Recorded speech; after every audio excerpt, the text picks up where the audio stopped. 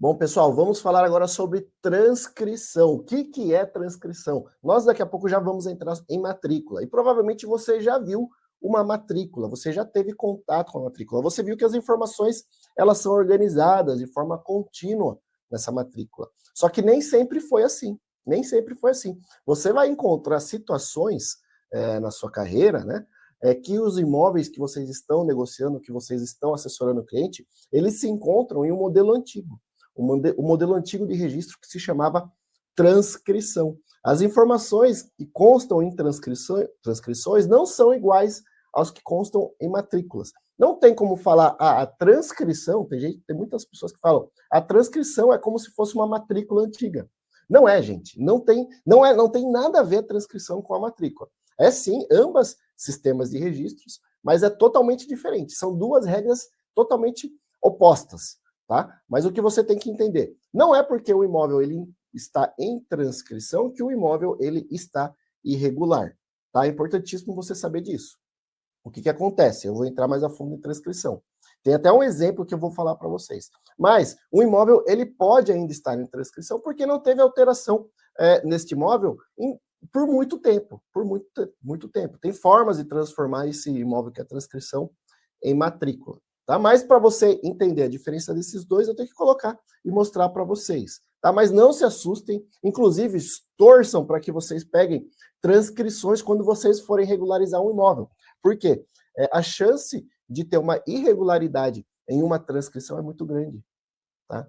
Não é porque o imóvel ele está em transcrição que ele está irregular, mas se ele estiver em transcrição, a chance dele estar irregular é muito alta. Tá? Tem um caso, que foi o seguinte, eu atendi uma vez no cartório, um senhor, e ele falou assim, ó, Charles, o banco, eu estou vendendo meu imóvel e o banco não está querendo aceitar o meu registro, que está em transcrição, porque o banco está falando que está irregular, que eu tenho que transformar em matrícula primeiro esse imóvel, né? Mas vamos lá. Aí eu peguei a transcrição dele, dei uma olhada, a descrição estava boa, a qualificação do proprietário estava completa, não estava faltando nenhum elemento nessa transcrição, era uma transcrição até que recente, era dos meados ali de 1973, então, se você pegar transcrições perto dessa época, eu já vou explicar o porquê dessa época, você vai entender que tem transcrições boas, tá? E aí, o banco poderia aceitar normalmente, porque o registro desse imóvel, o registro dessa propriedade, ela estava ok.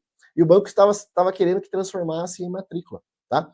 Nesse caso específico, o imóvel estava ok, dava para seguir com financiamento, tá? Mas vamos lá, Charles, por que você está falando que os imóveis, quando estão em transcrições, eles podem estar com irregularidades, podem estar precários? Eu vou colocar um slide aqui para vocês, para ficar mais fácil de você entender, tá? Vamos lá. A transcrição. Quando que surgiu a transcrição? A transcrição foi um modelo de registro que foi instituído lá no decreto 4857 de 1939, para você ver como isso é antigo, tá? Transcrições. E as transcrições, elas são em livros grandes. Eu vou colocar uma imagem já para você. A transcrição, qual que é o grande problema da transcrição? Que as descrições que constam nesses livros, né, na hora que vai... quando a pessoa fala assim, qual que é a descrição do imóvel? A descrição é em relação às medidas e aos confrontantes. Então o imóvel tem tantos metros de frente, tantos metros de fundo, o lado direito tem tantos metros, esquerdo, tá? Metragem quadrada, confronta do lado direito, lado esquerdo, e na frente com a rua X. Isso daí é a descrição. Só que se a gente pega transcrições, às vezes vai ter transcrição que a descrição ela é muito precária, vai falar um imóvel com 400 metros quadrados, e aí parou, mas faz frente para qual rua, qual que é a metragem de frente, lado direito, esquerdo. Então, às vezes, transcrições, as descrições dos imóveis serão muito precárias, tá? Por quê? Lá nas transcrições, o que visavam esses registros, né? Essas transcrições dos contratos? Visavam, em si, a negociação, as pessoas, e não o imóvel. E esses registros de transcrições, elas podiam ser sobre parte do imóvel ou sobre vários imóveis. Não era uma única coisa concentrada, não tinha uma unitariedade, não era um registro para cada imóvel. Podia ter um registro para vários imóveis. Outro ponto importante a se destacar nas transcrições é que a cada nova negociação, uma nova transcrição era gerada. Isso gerava um verdadeiro caos, gente, verdadeiro caos, porque para você montar uma história completa de um imóvel, toda a linha de registros e de proprietários, você tinha que pegar dezenas, né, de transcrições. E como eu falei para vocês, as transcrições, elas foram mais ou menos que extinguidas, tá? A partir de 1976, com a Lei de Registros Públicos, que é a Lei 6.015. O que aconteceu? Então tinha esse sistema de registro meio bagunçado, né? Que era meio que um quebra-cabeça, e veio a Lei 6.015, a Lei de Registros Públicos, e falou, ó, a partir de agora, vamos mudar esse sistema, que está dando muito trabalho. Vamos ir para o sistema de matrícula, vamos deixar cada imóvel com um número único, como se fosse um RG, uma certidão de nascimento.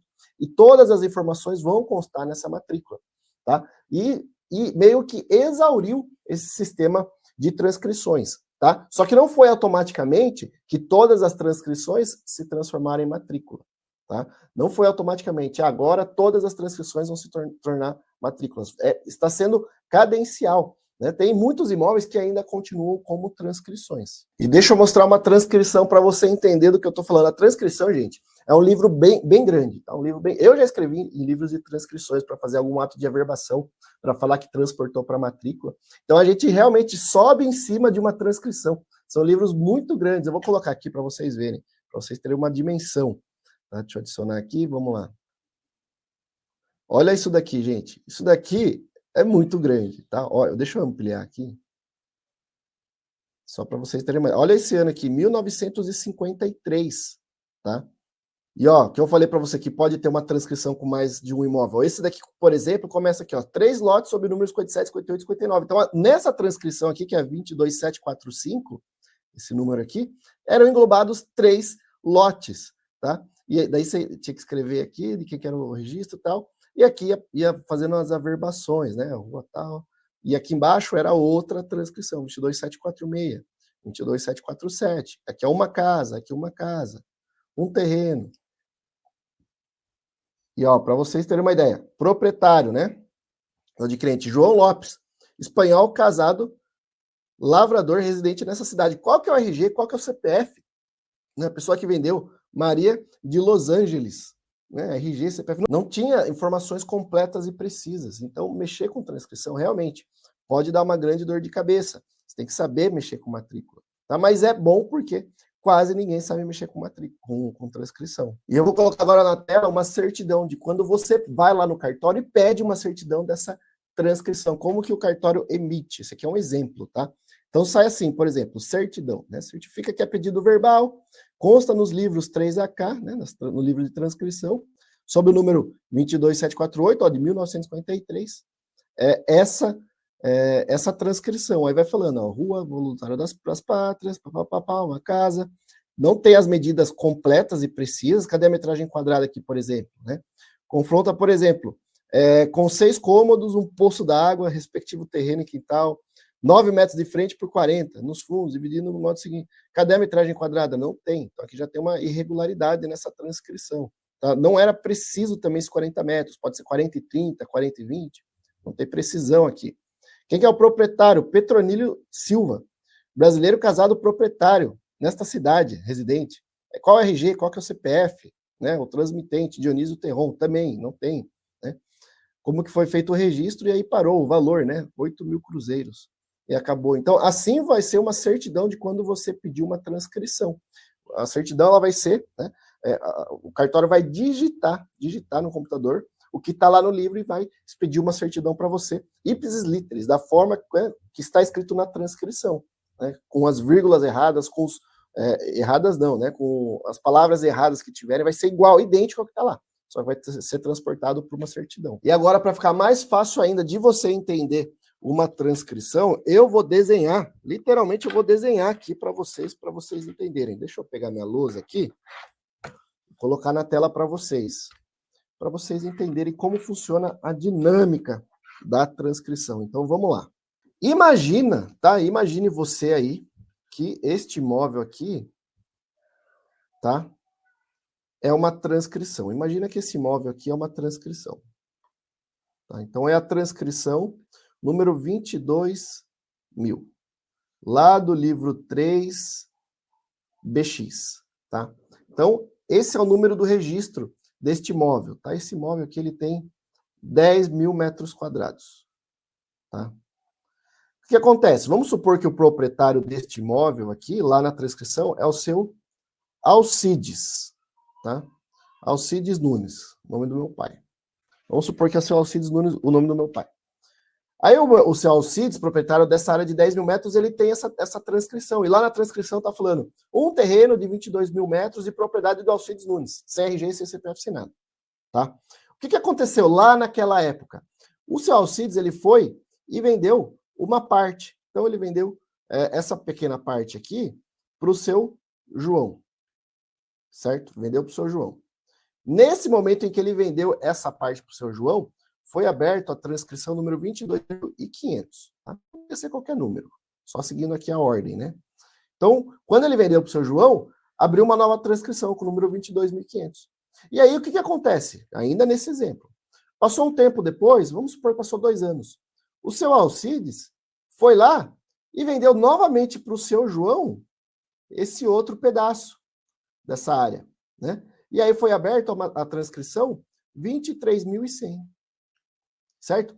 Aí, um tempo depois, o João falou, ó, seu Alcides, faltou só um pedacinho aqui, né, que é de esquina esse terreno, me vende aqui o pedacinho restante, tá? Lembrando que essa transcrição aqui, esse pedacinho remanescente ainda ficou nessa transcrição aqui, né? Que sobrou, foi saindo, né? Esses pedaços foram saindo e foram abertas transcrições novas. Mas esse pedaço ainda está na 22 mil. E aí, essa área remanescente, o João quis comprar do seu Alcides por final, né? Então, o seu Alcides foi lá e vendeu esse pedacinho e foi aberto a transcrição 25.300. Então, olha que loucura. Antes, essa área toda era uma única transcrição em nome do seu Alcides, com área de 10 mil, na transcrição 22 mil. O seu Alcides vendeu um pedaço, foi aberto uma transcrição, vendeu outro pedaço, abriu outra transcrição, e aí vendeu por último esse terceiro pedaço, foi aberto outra transcrição. Agora, o João é proprietário dessa área toda aqui, certo? Agora, né? Naquela época ele era proprietário dessa área toda. O que acontece? Se hoje o João te contrata, se hoje o João Vivo te contrata e fala, eu preciso unificar essas áreas, eu preciso fazer um desmembramento, eu preciso fazer um condomínio, o que você tem que fazer para chegar na história completa deste imóvel, para chegar na delimitação completa? Você vai ter que pegar essas 3 transcrições, porque essas 3 transcrições formam uma coisa só. Você está entendendo? Com matrícula é diferente. Com matrícula não seria assim. Com matrícula é diferente. Seria o imóvel, esses registros iriam continuar em atos sequenciais na própria matrícula, né, essas vendas. Mas aqui não, foram abertas transcrições diferentes. Existe esse tipo de situação. E existe esse outro tipo de situação. Vamos supor que, agora vamos colocar outro exemplo, né? Vamos supor que existem 3 terrenos aqui, tá? Vamos supor que aqui é a rua, tá? Isso aqui é uma rua, tá? Vamos supor que aqui é a rua. Vamos colocar mais um desenho aqui para ficar melhor, né? Então tem 1, 2, 3, 4 áreas, certo? Vamos supor que todas essas áreas sejam de propriedade do Paulo. E aí todas essas áreas aqui, elas cada número individual de transcrição. Transcrição. Vamos supor que é a transcrição número 1, transcrição 2, e transcrição 3 e 4, tá? TR. Todas de propriedade do Paulo. O que acontece? Aí, o Paulo quer vender para o Ricardo. Certo? Eles fazem um contrato, o Paulo com o Ricardo. Só que o Ricardo, ele só vai e compra 2 áreas. Ele compra a área 3 e compra a área 4. Eles vão fazer um contrato, tá? Sem a descrição completa, sem o CPF completo, sem nada. E o que eles fazem? Eles pegam esse contrato, essa escritura, na época, e levam para o cartório de registro. O que o cartório de registro faz nesse momento? Ele abre uma outra transcrição. Então, eles abriram a transcrição número 20, né? Transcrição número 20, e colocaram nessa transcrição que o Paulo vendeu a área 3 e a área 4 para o Ricardo. Então, essa transcrição número 20 vai englobar a transcrição 3 e a transcrição 4. Né? Então, vai ser aberta assim. A transcrição número 20, composta dos lotes 3 e dos lotes 4, que passa a pertencer a Ricardo, por exemplo. Então, essa transcrição agora, número 20, ela vai ser composta de 2 imóveis. Então, olha que loucura. A transcrição ela pode englobar partes de um mesmo imóvel ou pode englobar vários imóveis em uma mesma transcrição. Por isso que transcrição ele é meio louca, meio maluca, né? Quem entende a leitura de uma transcrição pode ter certeza que vai ser diferenciado no mercado. Mas fique tranquilo, tá? Porque você não vai achar com muita frequência transcrições. Tem cartórios de registro de imóveis que eles nem têm transcrições, nem trabalham com transcrições. Se você trabalha numa região que tem cartórios muito antigos, aí sim você vai encontrar transcrições, tá? Não vai ser muito comum, mas vai aparecer um momento em que vai ter transcrição para você atuar. Mas, o que eu digo para você, não se desespere, tá? Sempre faça uma análise completa. Pegue o documento, pegue o histórico de transcrições, monte esse quebra-cabeça para você chegar no desenho do imóvel de forma clara e concisa, tá? Sempre tenha um método de linha do tempo na sua análise.